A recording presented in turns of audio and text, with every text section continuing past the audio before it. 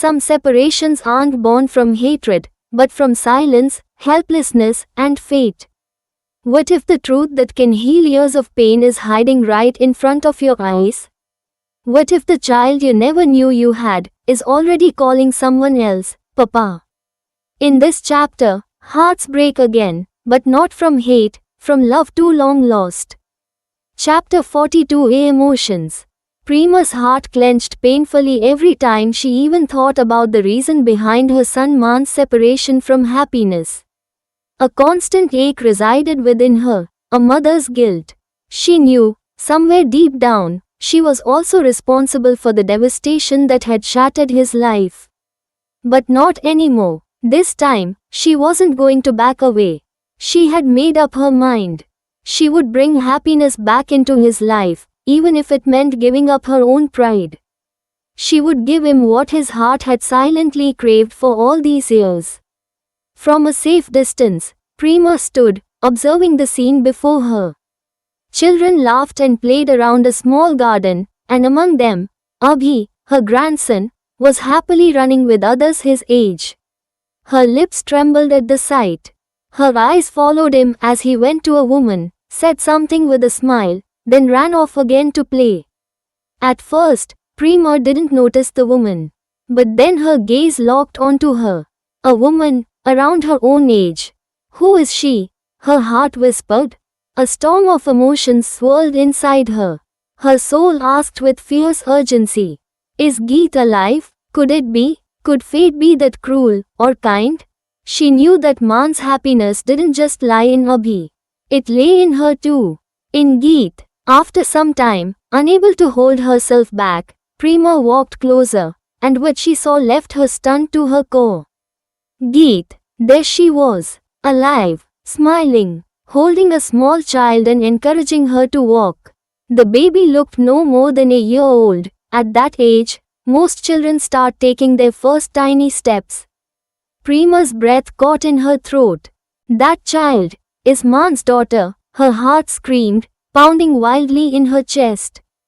Her ears rang with Geet's gentle voice. Mahi, say Mamma, Geet cooed. The little girl smiled back, revealing two tiny teeth. That sight, it pierced Prema's heart like a knife. A sweet pain she hadn't known before. On one side, she was drowning in guilt.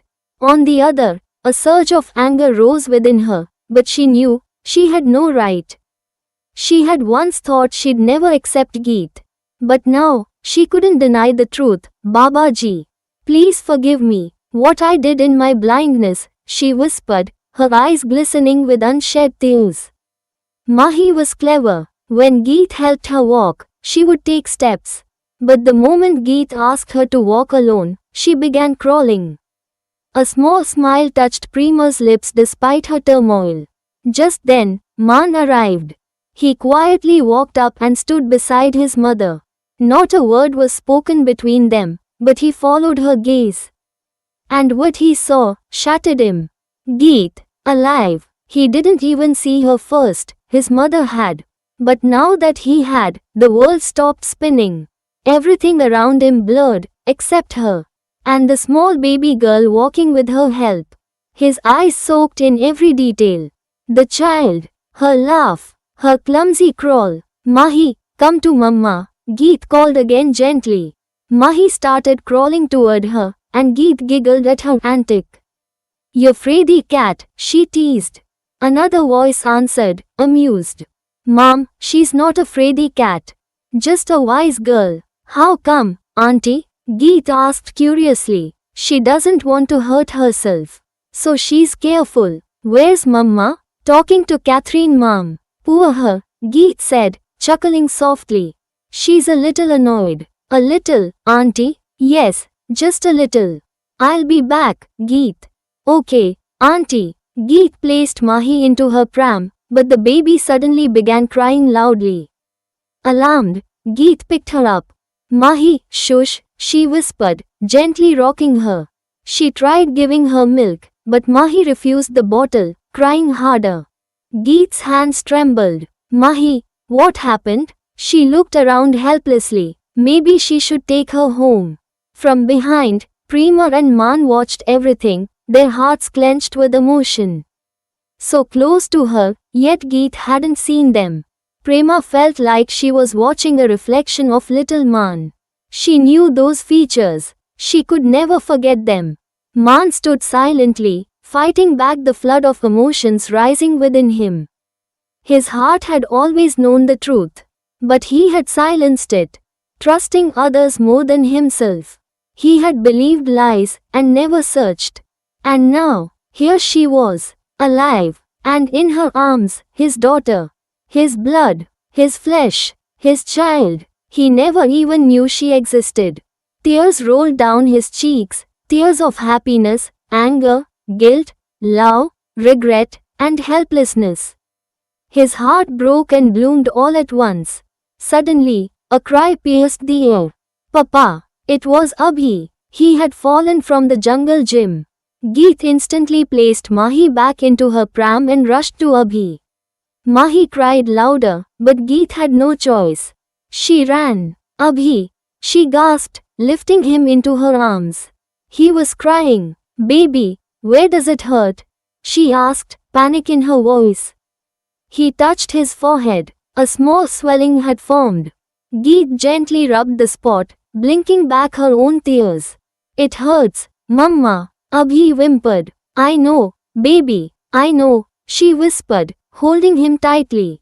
And from the shadows, the broken pieces of two hearts watched the family they never knew they already had.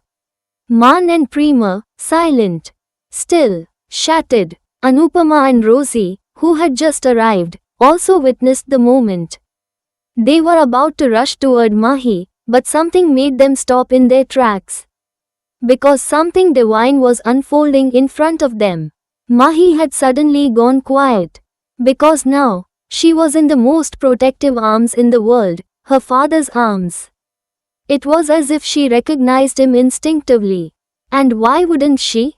She was his blood, his soul, his heartbeat. Her tiny arms clung tightly around his neck, as if she knew, she belonged right there. If anyone ever asked, what is peace? The answer would be, hug someone with your entire heart. It becomes divine, when it's someone you love. Or your family. Maan felt peace in that moment. And Mahi, she found her entire world in his embrace. Who said men don't cry? Maan was crying, tears not of weakness, but of overwhelming love, grief, longing, and reunion. He held his daughter, completely unaware of how his own heart was breaking and healing all at once. He whispered her name for the first time, Mahi. But his voice was so choked, so husky, it barely left his throat. His chocolate brown eyes welled up again as the emotion took over. And then, like magic, she looked into his face. Pa, she said softly.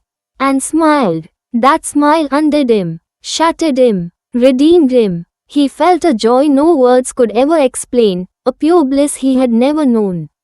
He hesitated, nervous. What if he hurt her? What if he wasn't enough? But his heart whispered to him. She is part of you. How can you hurt what you are made of?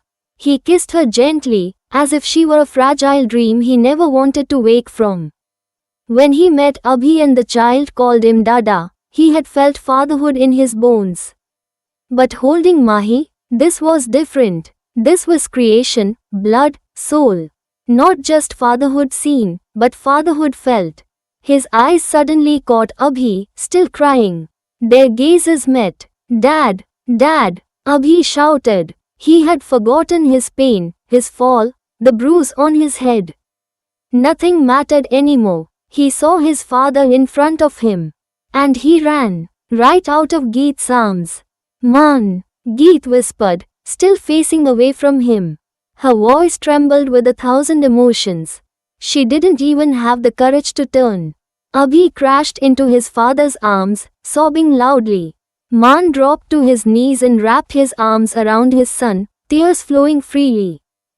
Everyone around stood in silence, watching a reunion words couldn't describe.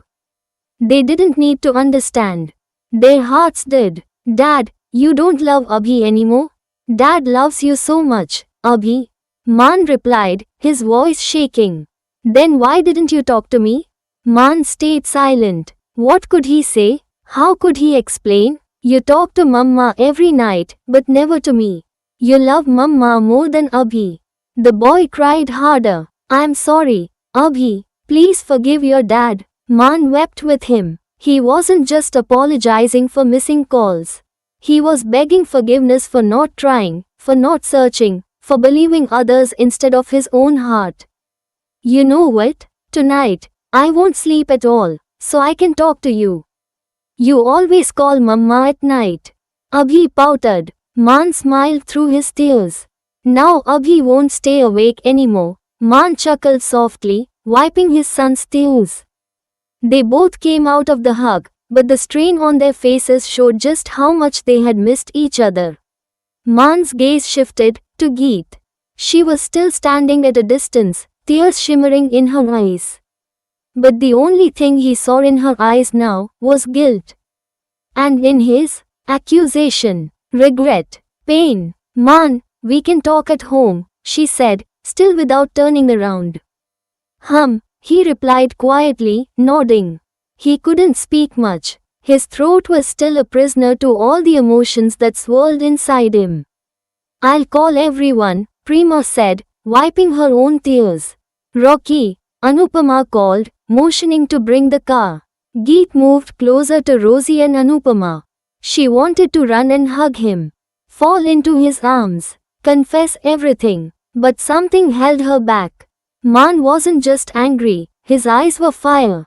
Fire that burned with pain too deep to explain. He wouldn't forgive her easily. Not this time. He felt betrayed, broken. She had left for his happiness, but he saw it as abandonment. Neither Mahi nor Abhi came back to her. They clung to their father. Rosie gently took the pram, and they all walked with Man and Rocky toward the cars. Geet, Anupama, and Rosie sat in one. Man and Prema took the other, along with his children. Man, please don't say anything to her. Are you still saying that to me? Man asked bitterly. Everything will be okay soon. It's my fault too, Prema admitted, guilt heavy in her tone. Man sat there, shaking from the storm inside him. He had never imagined if he ever saw Geet again, his first emotion would be rage. But she had hidden from him, lied to his kids, carried his child and never returned. Why? The scream echoed inside his soul. He understood her reasons, but still, she should have come to him. Should have let him decide what to do. Now, in his lap, his daughter slept peacefully.